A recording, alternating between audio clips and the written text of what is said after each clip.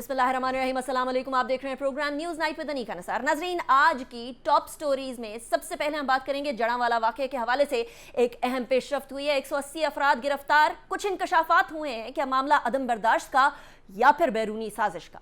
दूसरे टॉपिक की तरफ बात करेंगे तो बिजली के बिलों को लोग जलाने लगे, सड़कों के ऊपर अपनी सदाएं बुलंद करने लगे। आवाज़ सुनी जाएगी या नहीं सुनी जाएगी, इस हवाले से भी सवालात बरकरार। हमारे साथ दो अहम मेहमानान मौजूद होंगे। पहले टॉपिक के लिए हमारे साथ federal minister, caretaker minister for human rights Khalil George साहब होंगे, जो कि माजी में provincial minister for human rights भी रह चुके हैं। अपने इस टेन्योर का पहला टीवी प्रोग्राम हमारे शो से आगाज कर रहे हैं। बहुत शुक्रिया खलील जॉर्ज साहब, it's a pleasure having you in the show.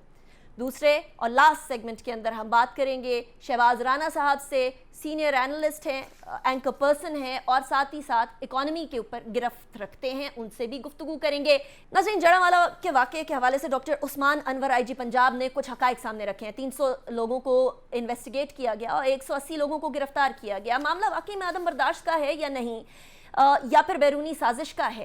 ये सवाल इसलिए उठता है क्योंकि सरगोदा के अंदर भी एक इसी तरह का वाक़या हुआ, जिसके अंदर कुरान ने पाक का एक सिपारे को नजर आतिश करके मस्जिद के बाहर फेंका गया। बाद में पता चला तो मालूम ये हुआ कि बैरूनी साजिश इसके अंदर मौजूद थी, जिसके अंदर ऑफ कोर्स इस वाक़े के अंदर दुश्मन एजेंसी के ये काम हम लोगों के बीच में रखना डालने के लिए बड़े वाज़ेह तौर पर नज़र आए। उसके शवाहिद और हक़ाइक़ सामने आ गए। ये बात वाज़ेह है कि पाकिस्तान की हुकूमत किसी भी तरीके से इस तरह की ह्यूमन राइट्स की पामाली को सपोर्ट नहीं करती है, लेकिन फिर भी इससे भी ज़्यादा सख्त इक़दामात उठाने की ज़रूरत है। खलील जॉर्ज साहब, thank you very much for joining me in the programme, it's a pleasure having you.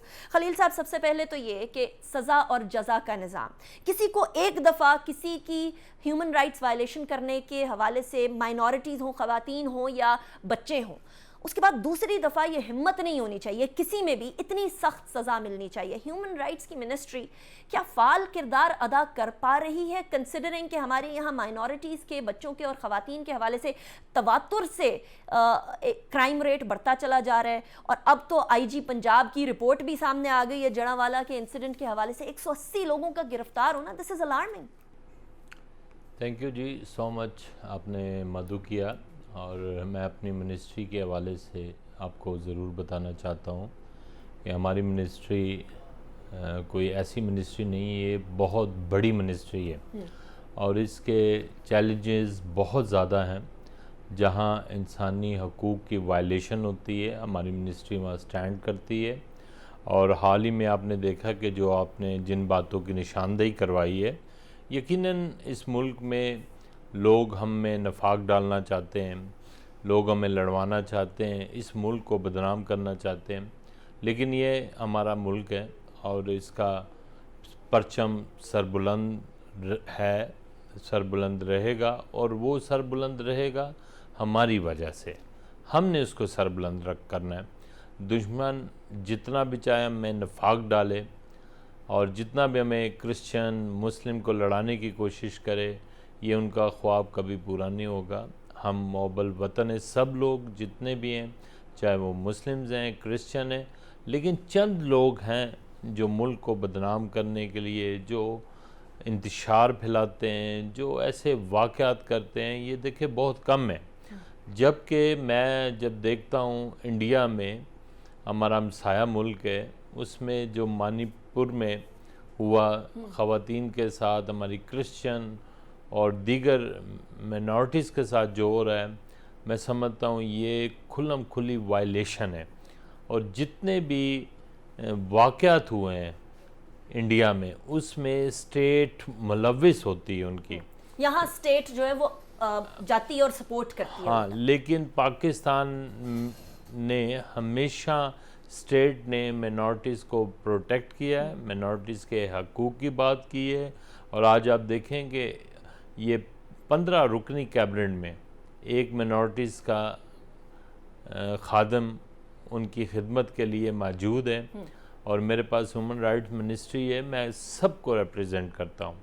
जितने भी, जहाँ कहीं भी इंसान के हकूक़ की बात होती है, इंसान के हकूक़ वायलेट होते हैं, इंसान पर तशद्दुद होता है, ख़वातीन पर होता है, हमारी मिनिस्ट्री वहाँ स्टैंड लेती है। राइट, लेकिन खलील साहब मसला ये है कि हमारी हुकूमतें तो हमेशा खड़ी होती हैं, चाहे वो जोसेफ कॉलोनी के अंदर हो या फिर ये जड़ांवाला वाला इंसिडेंट हो या कोई भी इंसिडेंट हो, चाहे वो बच्चों के हवाले से जो मसला है, लेकिन एक जगह रुकावट आ जाती है और वो ये कि क्रिमिनल क्राइम करे, ह्यूमन राइट्स वायलेट करे तो उसे ऐसी सज़ा दी जाए कि उसके बाद फिर वो दोबारा इस तरह का काम करने का सोच ना सके। यहाँ मुझे एक सर्टन गैप नज़र आता है कि कोई माइनॉरिटीज़ के ऊपर ब्लास्फेमी का इल्ज़ाम लगा दे या फिर बच्चों के साथ जिनसी ज़्यादती कर जाए और वो फिर खुलेआम फिरने लग जाए और इंसाफ का निज़ाम, अदल का निज़ाम हम लोगों को खामोश नज़र आए।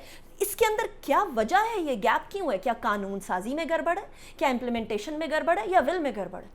देखिए जी, आपने बड़ी अच्छी निशानदेही की इन चीज़ों की और आप ख़ुद भी इस माशरे का हिस्सा हैं और आपको पता है काफ़ी गैप्स हैं जिनको हमने पूरा करना है, लेकिन जहाँ तक स्टेट की जो ज़िम्मेदारी है वो अपनी ज़िम्मेदारी बिल्कुल पूरी करती है। आज ही जड़ांवाला के देखें हमने लोगों को गिरफ़्तार किया और अभी आईजी साहब की प्रेस कॉन्फ्रेंस थी, तो अगर हमने उनको गिरफ़्तार भी कर लिया है, लेकिन मैं आपको यकीन दिलाता हूँ कि उनको पनिश भी हम ज़रूर करेंगे, क्योंकि हम ऐसे किसी को रियासत के अंदर रियासत नहीं बनाने देंगे। ये रियासत हमारी कोई इस तरह में नहीं मिल गई, कोई भीख में नहीं मिल गई, हमने इसके लिए कुर्बानियाँ दी हैं, हमारे बड़ों ने कुर्बानियाँ दी हैं, हमारे लोगों ने, हमारी माँओं बहनों ने अपनी इज़्ज़तें लुटाई हैं इस मुल्क को हासिल करने के लिए।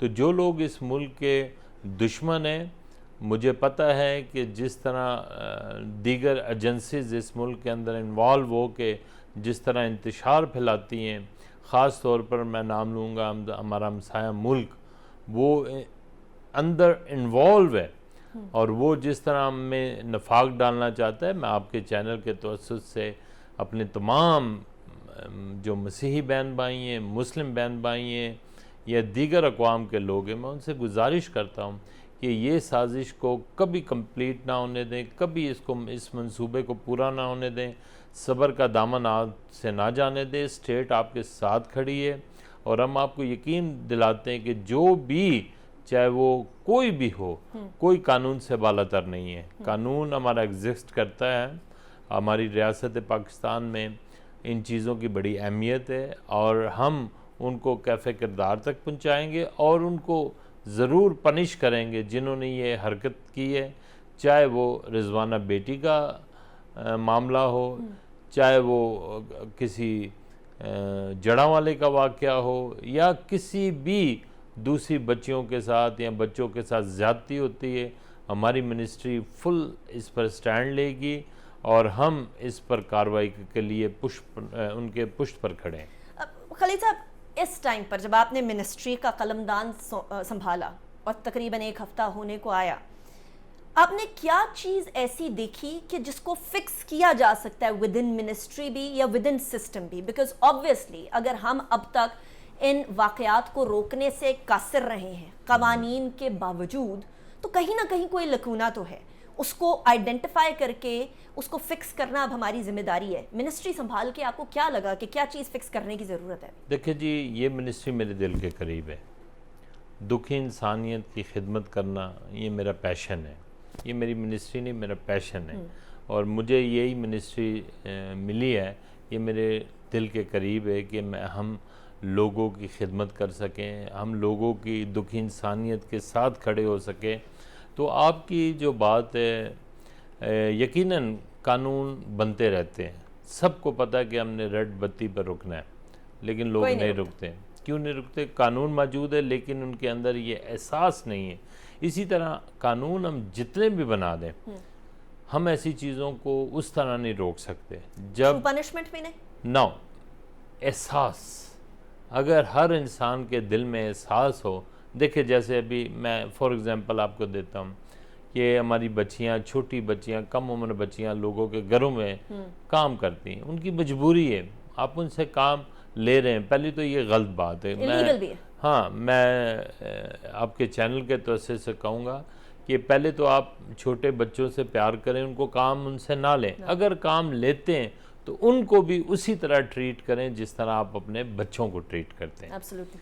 ठीक है, जब हम उनको अपने बच्चों की तरह ट्रीट करेंगे लाजमी बाप अपने बेटे से भी पानी मांग सकता है, अपनी बेटी से भी मांग सकता है अपने काम करने, लेकिन उसको एक नौकर ना समझें, उसको एक बच्चा, उसकी मजबूरी से फ़ायदा नहीं उठाएं कि ये गरीब लोग हैं, ये मजबूर लोग हैं और ये मजबूरी से काम कर रहे हैं और हम इनकी मजबूरी से फ़ायदा उठाएं। यहाँ तो बच्चों को से मुशक्कत लेने वाले और जुल्म करने वालों को अनफॉर्चुनेटली तो अगर पहली बात तो ये होना नहीं चाहिए, अगर आप करते हैं तो उनको अपने बच्चों की तरह प्यार करें।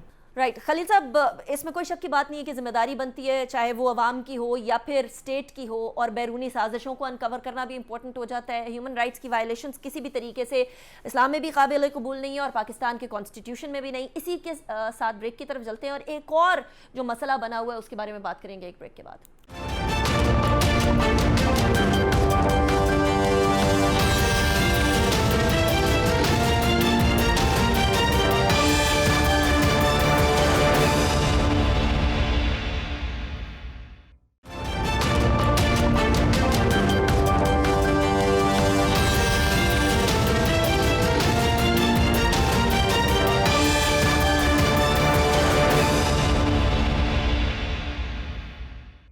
Welcome back after break. एक और अहम मसला बिजली के बिलों का, वो भी ह्यूमन राइट्स का मामला आता है कि जो चीज़ इस्तेमाल नहीं की वो आपके सर पे थोप दी जाए और उसका बिल सर पे थोप दिया जाए, तो वो भी ह्यूमन राइट्स वायलेशन के अंदर आएगी। खलील जौहर साहब, हर शहरी का राइट टू लिव है, कॉन्स्टिट्यूशन ऑफ पाकिस्तान भी हमें देता है, एक इंसान की हैसियत से अल्लाह ताला भी हमें देता है और फितरत भी हमें देती है कि हर शहरी को, हर इंसान को जीने का हक है। लेकिन इस जीने के हक के अंदर अगर महंगाई कमर तोड़ दे और लोग खुदकुशियां करने लगे, एक ऐसे मुल्क के अंदर जिसमें पोटेंशियल बेशुमार हो, यूथ बेशुमार हो, लेकिन रोज़गार के मौके ना हो, तो ये भी एक ह्यूमन राइट्स का इशू बन जाता है। खलील साहब, इसको कैसे कैटर करेंगे? आज लोग बिजली के बिल जलाने पे आए, सरापा एहतजाज। मैडम बहुत अच्छी बात है। देखें, गुर्बत का एहसास उसी को होता है जो गुर्बत से गुज़रता है। प्राइम मिनिस्टर के एन दिल के मुताबिक ये बात है कि हमने लोगों को रिलीफ देना है, और मैं लोगों को कहूँगा कि सब्र का दामन हाथ से ना जाने दें। मुल्कों पर ही मुश्किलात आती है, हम इस मुश्किल हालात में गुज़र रहे हैं। आपको पता है कि फ़ाइनेंशली हमारी इतनी अच्छी पोजीशन नहीं है, तो मुश्किल हालात से गुज़रे हैं। लेकिन मैं अपनी आवाम को, अपने बहन भाइयों को यकीन दिलाता हूँ कि आपको ये उम्मीद है कि आपको एक अच्छी इस पर प्रोग्रेस मिलेगी, उम्मीद मिलेगी। चाहे हमारा मैंडेट ये ना हो, लेकिन आवाम तो हमारी है। हम अपने मैंडेट से हटकर अपनी गरीब आवाम के लिए, अपनी गयूर आवाम के लिए जो कुछ हो सकता है हम कर रहे हैं। और आपको पता है कि बिजली के बिलों पर प्राइम मिनिस्टर ने मीटिंग भी की है और इस पर हम वर्कआउट भी कर रहे हैं। तो बहुत जल्द हम लोगों को एक उम्मीद दिलाते हैं कि हम आपके लिए अच्छा ही करेंगे। राइट खलील साहब, मसला यहाँ ये आता है कि सब्र तब किया जाए जब आवाम को नज़र आ रहा हो कि सब्र का पैमाना सबके लिए बराबर है। जब वो देखें कि कुछ जगह पर मुफ्त बिजली मिल रही है और बाकायदा बेची जा रही है, कुछ जगह के ऊपर अशराफिया एंजॉय कर रहे हैं और उनको मरात मिल रही हैं उल्टा, और एक जगह गरीब आदमी जो 100, 200, 300 यूनिट करता है उसके 30-30 हज़ार बिल आ रहे हैं, तो फिर सब्र का पैमाना ज़रा लबरेज हो जाया करता है। उसका क्या करें? ये भी तो ह्यूमन राइट्स वायलेशन। आपने बहुत अच्छी बात की। देखें, जब तक ये चीज़ें चल रही थी, जिस चीज़ की आप निशानदेही करवा रही हैं कि उनको यूनिट्स मिलते हैं और वो फ्री यूनिट्स मिलते हैं, देखिए जब तक ये चल रहा था ठीक है, मगर मेरी अपनी गवर्नमेंट का मौक़िफ़ ने, मेरी अपनी ज़ाती जो बातचीत है उसमें यही है कि ये किसी के लिए नहीं होना चाहिए। क्योंकि अभी मुश्किल वक्त है, एनर्जी क्राइसिस है, तो एनर्जी क्राइसिस को दूर करने के लिए दूसरों को भी सोचना चाहिए कि जिस तरह गरीब लोग बिल दे रहे हैं तो वो भी एक बिलिंग उसमें आए। और दूसरा, मैं आपके तवज्जो से कहना चाहता हूँ, कुछ लोग, आपको पता ही है कि मुल्क पाकिस्तान में कुछ लोग बिजली चोरी भी करते हैं। अभी उसका भी कोई मैकेनिज़्म हमारे पास नहीं है कि हम 24 आवर्स वहाँ खड़े हों कि कौन कर रहा है कौन नहीं कर रहा है। ये तो एक एहसास की बात है कि अगर मुल्क में हमारे बिजली की कमी है तो हम फजूल लाइट्स बंद कर दें, हम दिन की रोशनी से काम ले सकते हैं। लेकिन हमारा मिजाज ऐसा ही है कि हाँ, हमने रात 2 बजे तक बाज़ार को खुला ही रखना है, हमने 2 बजे जाके शॉपिंग करनी है, हमने रात को ही शॉपिंग करनी है। देखिए दुनिया में जो तरक्की याफ्ता मुल्क हैं वो भी सूरज की रोशनी से काम ले रहे हैं, अल्लाह ताला की जो दी हुई नेमत है खुदा की, उससे काम ले रहे हैं। और सुबह देखें 9 बजे बाज़ार ओपन हो जाते हैं, किसी जगह 8 बजे हो जाते हैं, लेकिन पाकिस्तान में यही 12 बजे बाज़ार खुलते हैं और रात 12 बजे तक रहते हैं। तो कुछ चीज़ें हमें ख़ुद भी करनी पड़ेंगी, राइट। और यही वजह है कि यही मुल्क में खूबसूरती होती है कि मुल्क के जितने बेनिफिट्स हैं वो भी आप लेते हैं और जितनी जिम्मेदारी है वो जिम्मेदार। और जब आप एक अच्छे शहरी की तरह, देखिए ये मुल्क हमारा है, हमने कहीं नहीं जाना, हमने यहाँ ही रहना है, और यही हुकूमतें आपके साथ खड़ी होंगी। और मैं समझता हूँ कि लोगों का जिस तरह ये रवैया है, ये बिल, तो उनका लाजमी बात है, गुर्बत है और महंगाई है और बिजली इस टाइम बहुत एक्सपेंसिव है। तो मैं समझता हूँ कि मैं ख़ुद भी चाहता हूँ कि बिजली को कम यूज़ किया जाए, और यही एक वजह हो सकती है कि हम अपने मुल्क के लिए कुछ ना कुछ कुर्बानियाँ दें। Right. Khalil George Saab, thank you very much for joining me in the show. It was a pleasure having you. It's good to hear that you're working very hard for the Human Rights Ministry and for the human rights. Thank you very much. इसी के साथ break की तरफ जाएंगे, break के बाद वापस आएंगे और प्रोग्राम को कंटिन्यू करेंगे. See you after the break.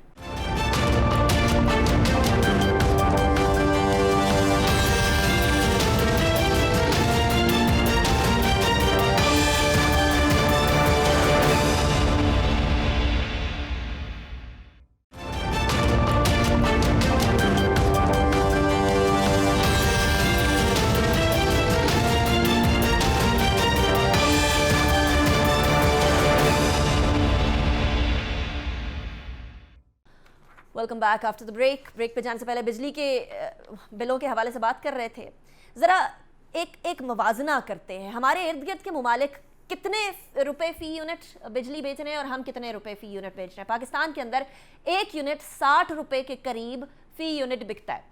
यही पाकिस्तानी रुपए के अंदर भारत के अंदर 15 से 18 रुपए का है, और यही बांग्लादेश के अंदर तकरीबन 13 रुपए फ़ी यूनिट बिजली का 1 यूनिट जो है वो पाकिस्तानी रुपए के अंदर बिक रहा है। शहबाज राना साहब, मैं और आप एक ब्रीफिंग में थे, जिस ब्रीफिंग में इंफॉर्मेशन मिनिस्टर मुर्तज़ा सोलंकी साहब थे और फेडरल सेक्रेटरी लंगड़ेयाल साहब दोनों मौजूद थे, और वहाँ यही डिस्कशन हो रही थी बिजली के बिलों के बाद। उसके बाद प्राइम मिनिस्टर साहब ने एक मुलाकात बुलवाई, और आज जो है हम लोगों को पूरा मुल्क सरापा एहतजाज नज़र आ रहा है बिजली के बिलों के हवाले से, जो बेपनाह इजाफे के साथ इस बार आए हैं।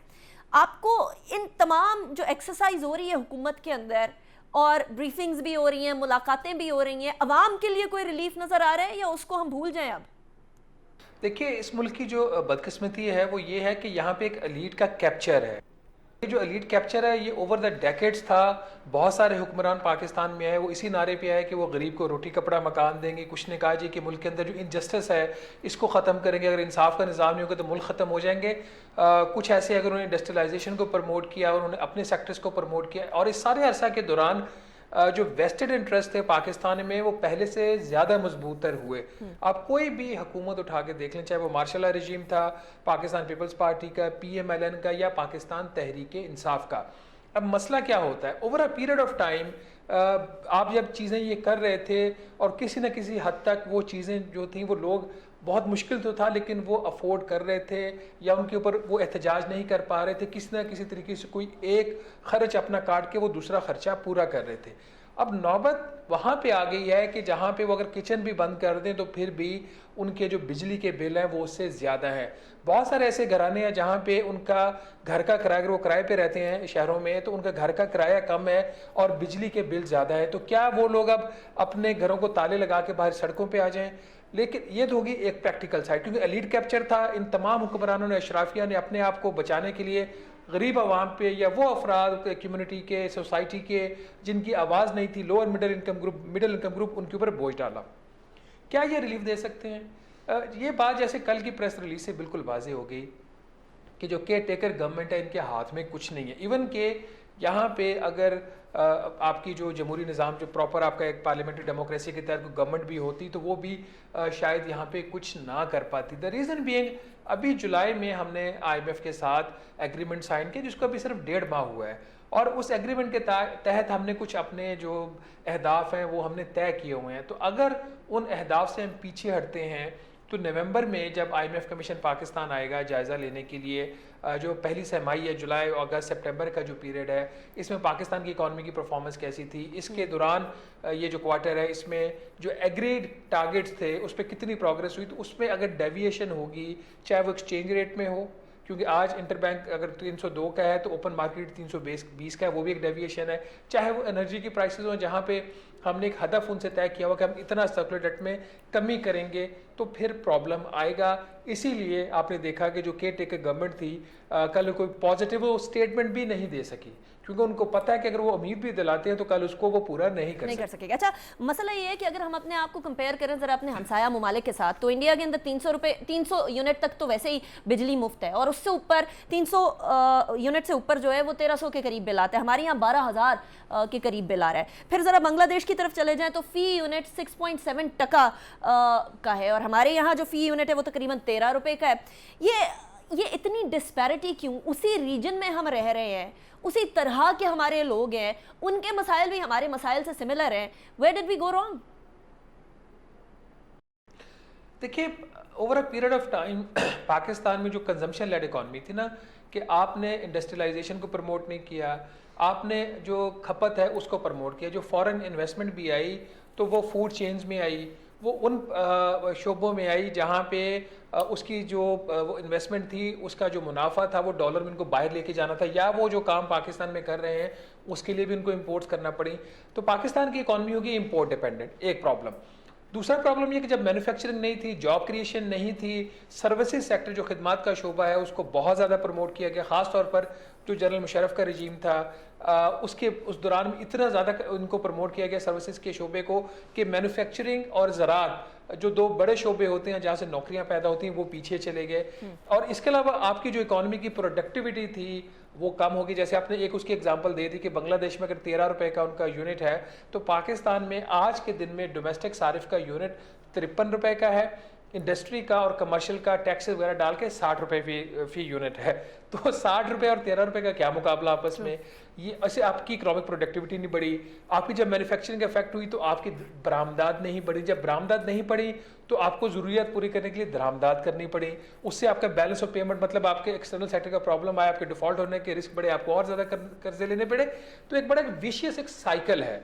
किसी भी हुकूमत ने इस साइकिल को करेक्ट करने की कोशिश नहीं की। इन्होंने फ्री ट्रेड एग्रीमेंट साइन किए बगैर सोचे समझे हुए चाइना के साथ, इन्होंने फ्री ट्रेड एग्रीमेंट 2 साइन किया आगे पीटीए की हुकूमत ने चाइना के साथ बगैर सोचे समझे हुए, बावजूद इसके कि हम लोग वार्न कर रहे थे कि जब आप फ्री ट्रेड एग्रीमेंट की फेज़ 2 साइन करेंगे तो पाकिस्तान में जो मैन्युफैक्चरिंग है, जो इंडस्ट्रियलाइजेशन है, ये और कम हो जाएगी क्योंकि हम कम्पीट नहीं कर सकते। पाकिस्तान की इकॉनमी का स्केल और चाइना जो दुनिया की इस वक्त जो बहुत बड़ी नंबर 2 इकॉनमी है शायद इस वक्त, तो उसका कोई कंपैरिजन ही नहीं है। वो जितने में 1000 चीजें बनाते हैं हम 10 चीजें बना रहे हैं। वो यहाँ पे जब अपने प्रोडक्ट सेल करेंगे। दूसरा, हमने बहुत सारे ममालिक को खुश करने के लिए अपने पाँव पे खुद कुल्हाड़ा मारा। अब जरा सोल्यूशन की तरफ आते हैं शहबाज राना साहब। तो कैपेसिटी पेमेंट है, ये तो हमने करनी है। जितने मर्जी लोग अपने घरों के ऊपर सोलर पैनल्स लगवा लें और सोलर इलेक्ट्रिसिटी सिस्टम से इस्तेफादा हासिल करना शुरू कर दें, लेकिन ये कैपेसिटी पेमेंट तो उधर की उधर रहेगी। फिर हमारी हेविली डिपेंडेंट है हमारी इलेक्ट्रिसिटी प्रोडक्शन ऑन फ्यूल, जो कि कार्बोहाइड्रेट फ्यूल्स होते हैं। ऐसी सूरत हाल में अगर तो फॉर एग्जांपल हम लोग ये कैपेसिटी पेमेंट को ही इस इक्वेशन से हटा दें, क्या गरीब आदमी को उसका भी कोई रिलीफ मिल सकता है? और कैपेसिटी पेमेंट को क्या गवर्नमेंट खुद नहीं डील कर सकती किसी तरीके से? जो 2 ट्रिलियन का कैपेसिटी पेमेंट हर किसी के सर पे डाल दिया जाता। देखिए, बदकिस्मती से हुकूमत कैपेसिटी पेमेंट अपनी जेब से नहीं कर सकती। एक आपने मुआहदा कर लिया पावर प्लांट के साथ कि अगर हम आपसे बिजली खरीदेंगे भी नहीं तो आपको गालबन 60% होता है जो आपकी इंस्टॉल कैपेसिटी अगर 100 मेगावाट है तो आपको हम 60 मेगावाट के इक्वल आपको हम अदायगी करते रहेंगे। ये रियासत पाकिस्तानी के एग्रीमेंट साइन कर लिया। अब उसकी जो कॉस्ट है, जो खुद आप उस दिन मौजूद थी, 2010 अरब रुपया इस माली साल में हमने इनको देना है आइडल कैपेसिटी पेमेंट्स में, और टोटल जो सेक्टर की रिक्वायरमेंट है वो 3400 अरब रुपया या 3500 अरब रुपया है। कैपेसिटी पेमेंट का जो कंपोनेंट है वो बाकी जो चार्जेस हैं उससे कहीं ज़्यादा है। अब ये तकरीबन 17 रुपये फ़ी यूनिट बनता है। ये हुकूमत तो 1 रुपये फ़ी यूनिट की रिलीफ नहीं दे सकती, कैपेसिटी पेमेंट की कहाँ से देगी। एक जो फैक्टर इंपॉर्टेंट था जो उस दिन हाईलाइट किया पावर सेक्रेटरी ने भी, कि जो पिछला माली साल था उसमें कोई 1300 अरब रुपए की कैपेसिटी पेमेंट थी और इस साल कोई उन्होंने 2000 अरब प्लस की बताई। उन्होंने कहा जी इसमें कुछ 550 अरब रुपए का इजाफा इसलिए हुआ है कि आपके रुपए की कदर गिर गई है, क्योंकि ये डॉलर्स इंडेक्स पेमेंट्स होती हैं। अगर आपका लोकल सरमायादार भी है या आपका फॉरेन सरमायादार है, जैसे आपका फॉरेन इन्वेस्टर है जो चाइना का है, तो पेमेंट उसको तो डॉलर टर्म्स में आप कर रहे हैं। जब रुपया आपका 184 रुपये फ़ी डॉलर था आज से कोई लेट से अप्रैल 2022 में, आज ये 302 रुपये में तो इंटर बैंक में है। तो 302 का 184 का जब आप कंपैरिजन करेंगे तो सीधा सीधा वो आपकी कैपेसिटी पेमेंट में ऐड हो रहा है। तो क्या हम रुपए को स्टेबल नहीं कर सकते? I am sorry, I am cutting you short here. एक और मसला जो इन बिजली के बिलों में बड़ा वाज़े तौर पर है और लोगों को इस पर शदीद गुस्सा है कि जो लोग चोरी कर रहे हैं, जो अपने मीटर्स को जो है वो टेम्पर कर रहे हैं, जो कुंडा लगा रहे हैं, जो बिल ही पे नहीं कर रहे इलाके, उसका बिल मैं और आप क्यों कर पे करें? हम लोग बिल्स पे कर रहे हैं, इसका मतलब ये है कि हम लोगों के ऊपर वो जिसने उसको छुट्टी ना मिली, जिसने सबक याद किया वाला काम क्यों किया जा रहा है हमारे साथ? ये नाइंसाफी क्यों? देखिए यही सबसे बड़ा मसला है। मैं अपने जो भी रेट हो वो मैं पे करने को तैयार हूँ एज अ कॉमन कंज्यूमर। और ज़्यादातर जो सारिफीन है जो नुकसान में जा रहे हैं वो पंजाब और इस्लामाबाद के हैं। जो हमारे सिंध का सूबा है, हमारा बलूचिस्तान और खैबर पख्तूनख्वा है, उसके जो सारिफीन है वो बेनिफिट में जा रहे हैं, क्योंकि वहाँ पे चोरी है, कुंडा है, नुकसानात ज़्यादा हैं। खुद पावर डिवीज़न के जो सेक्रेटरी उन्होंने बड़ा कैंडिडेटली एडमिट किया जी हाँ हमारे लोग इन्वॉल्व होते हैं, लेकिन इसके साथ वो एक्शन भी नहीं ले पाते। तो मैं क्यों किसी की कीमत अदा करूं? जो उस दिन बात भी हो रही थी कि 464 अरब रुपया तो एक सीधा सीधा ये लॉसेस का है और चोरी का है। अब वो भी इस साल के शामिल किया हुआ इन्होंने अपनी कैलकुलेशन में।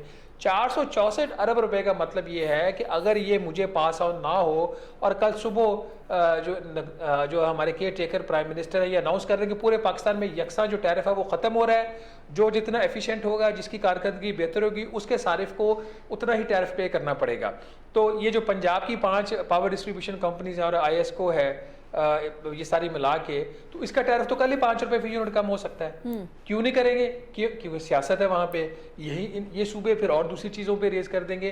तो ये तो यूनिफॉर्म जो टैरिफ है, यकसा टैरिफ के पेशावर का टैरिफ, बेशक वहाँ पे चोरी जो है वो 28% है, 30% है, या जो गुजरांवाला जहाँ पे चोरी और लॉसेस सिर्फ 8% है, उस दोनों का टैरिफ बराबर होगा। तो तब तक तो ये एक बहुत ज़्यादा तकलीफ दे बात। अब दूसरा इसके साथ मसला ये है चोरी के साथ, जो अब हर तरफ बात भी हो रही है कि जो फ्री बिजली दी जा रही है, अभी तो सिर्फ जो पावर डिस्ट्रीब्यूशन कंपनीज हैं उनके जो एम्प्लॉइज़ हैं उनकी बात हो रही है। इसके अलावा बहुत सारे ऐसे पब्लिक ऑफिस होल्डर्स हैं उनको भी फ्री बिजली जा रही है, उसको भी बंद करें। मुझे तो जो तकलीफ हो रही है मेरा हमसाया क्यों उस वक्त फ्री बिजली इस्तेमाल कर रहा है। और जो पावर डिस्ट्रीब्यूशन कंपनीज का मसला ये है कि खुद तो फ्री बिजली लेते हैं, उसके साथ इन्होंने तार हमसाये को भी दी होती है और उसे पैसे ले रहे होते हैं।